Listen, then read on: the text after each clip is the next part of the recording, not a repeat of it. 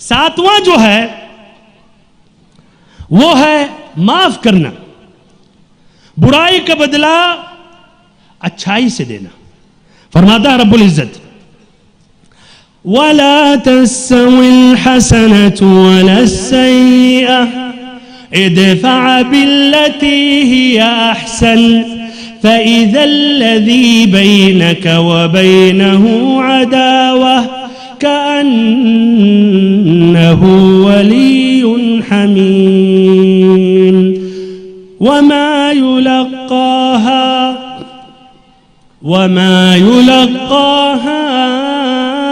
إلا الذين صبروا وما يلقاها إلا ذو حظ عظيم۔ نیکی اور بدی برابر نہیں ہو سکتی۔ برائی کو، ہاں برائی سے جواب دو، برائی کو اچھے ڈھنگ سے، اچھے اخلاق سے، عمدہ اخلاق سے رد کرو، دفع کرو۔ اگر ایسا کرو گے تو تمہارا جو شدید دشمن ہوگا جگری دوست بن جائے گا۔ یہ بھائیوں کہنا تو آسان ہے، اور اگر اس پہ کچھ واقعات بیان کروں تو بہت مزہ آئے گا ہم سبھی کو، لیکن جب عمل کرنے کی بات ہوتی ہے تو فوراً یہ سب تقریریں یہ فوراً بھول جاتے ہیں۔ اسی لیے اللہ تعالیٰ نے فرمایا وَمَا يُلَقَّاهَا إِلَّا الَّذِينَ صَبَرُوا، یہ مقام اور رتبہ ان کو ملتا ہے جو صبر والے ہیں، اور یہ مقام اور رتبہ انہیں ملتا ہے جو خوش نصیب ہوتے ہیں۔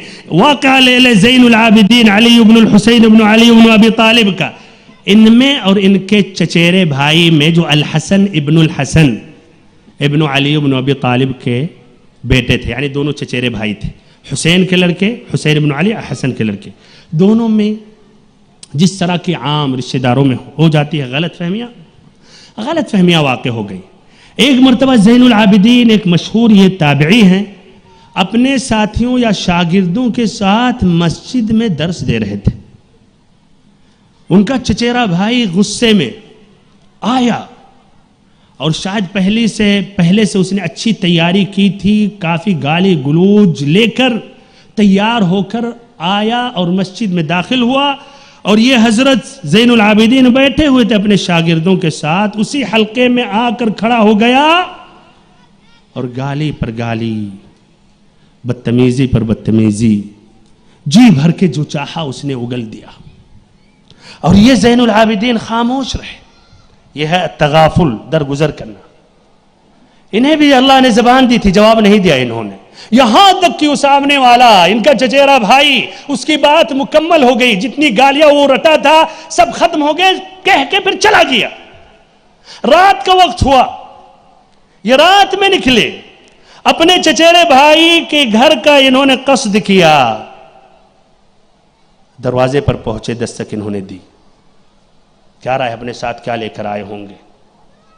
بہرحال رات کا وقت ہے، سناٹا چھایا ہوا ہے، اکیلے پہنچے، یہ بھی بدلہ لے سکتے ہیں، دستک انہوں نے دی، وہ نکلا ان کا چچیرا بھائی، تو انہوں نے صرف اتنا کہا یبن اخی ان کنت صادقا فغفر اللہ لی وان کنت کاذبا فغفر اللہ لک والسلام علیکم۔ اے ہمارے چچیرے بھائی، اگر آپ نے جو کچھ کہا وہ صحیح ہے تو اللہ تعالی ہمارے گناہوں کو بخش دے، اور اگر جو کچھ تم نے کہا غلط کہا، جھوٹ کہا، تو اللہ تعالی تمہارے گناہوں کو بخش دے، والسلام علیکم ورحمۃ اللہ وبرکاتہ کہہ کے جانے لگے۔ ان سے نہیں رہ سکا، پیچھے سے انہوں نے پکڑ لیا اور کہا رب العزت کی قسم، غلطی ہم سے واقع ہوئی ہے، میں خطا کار ہوں، میں گنہگار ہوں، آپ مجھے معاف کر دیں۔ بہرحال انہوں نے معاف کر دیا۔